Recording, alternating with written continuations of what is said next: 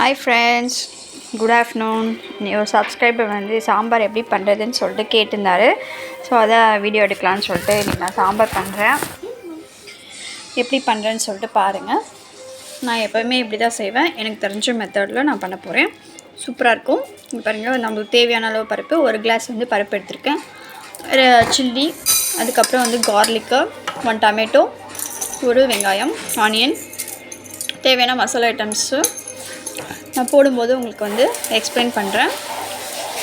இப்போ பார்த்திங்கன்னா பருப்பு வந்துட்டு எடுத்து குக்கரில் போட்டுட்டு அது வாஷ் பண்ணணும்.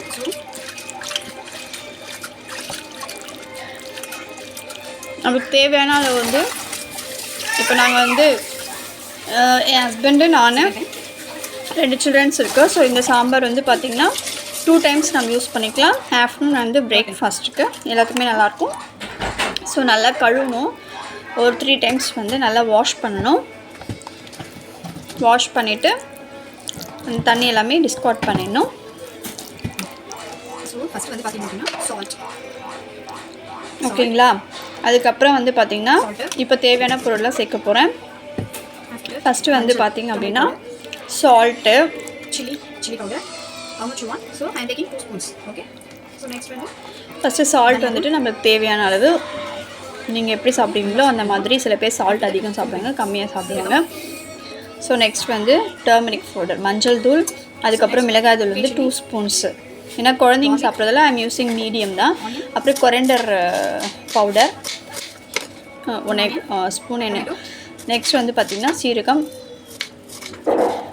அதுக்கப்புறம் சில்லி, கார்லிக், ஆனியன், அப்புறம் 1 தக்காளி. தக்காளி வந்துட்டு இது நல்லா புளிப்பாக இருக்கும். ஸோ அதனால் இது வந்து பார்த்திங்கன்னா ஆச்சி பவுடர், ஏன்னா பருப்புன்றதால ஸோ நம்ம வந்து யூஸ் பண்ணோம். ஓகேங்களா, எல்லாமே போட்டாச்சு. இப்போது தேவையான அளவு தண்ணி, ஒரு 2 glasses ஆஃப் வாட்டர்ஸ். ஸோ நம்மளுக்கு தெரியும்ல சாம்பார் வந்து திக்காக இருக்கணுமா இல்லை தண்ணிமா இருக்கணுமா, அதுக்கேற்ற மாதிரி வாட்டர் வந்து மிக்ஸ் பண்ணிக்கணும். ஸோ இப்போ வந்து நம்ம இதை என்ன பண்ண போகிறோன்னா குக்கரில் வச்சிடலாம். குக்கரில் வச்சுட்டோன்னா ஒரு 4-5 விசில் நல்லா பாயில் ஆகிடும். நல்லா பருப்பு வந்துட்டு நல்லா கொதிச்சிடும். ஓகேங்களா, நான் வந்து நல்லா வேக வச்சுடுவேன். ஒரு 5 விசில் 6 விசில் வச்சுக்கோங்க. ஓகேங்களா, 5 or 6. அதுக்கப்புறம் கொதிச்சிச்சு. இப்போ வந்து தாளிச்சிடலாம். ஆனியன், கருவேப்பிலை எல்லாம் போட்டு குழம்பு வந்து தாளிச்சிடலாம்.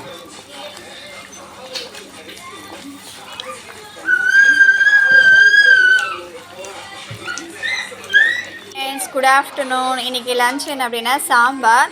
ஒரு சப்ஸ்கிரைபர் வந்து சாம்பார் எப்படி பண்ணுறதுன்னு கேட்டிருந்தாரு. நான் வீடியோ எடுத்திருக்கேன், அப்லோட் பண்ணுறேன். அவ்வளோதான் ஃப்ரெண்ட்ஸ், குழம்பு ரெடி. கொஞ்சம் திரும்ப அந்த ஆச்சி பவுடர் வந்து கொஞ்சம் மிக்ஸ் பண்ணிக்கிறேன். அப்புறம் வந்து பார்த்திங்கன்னா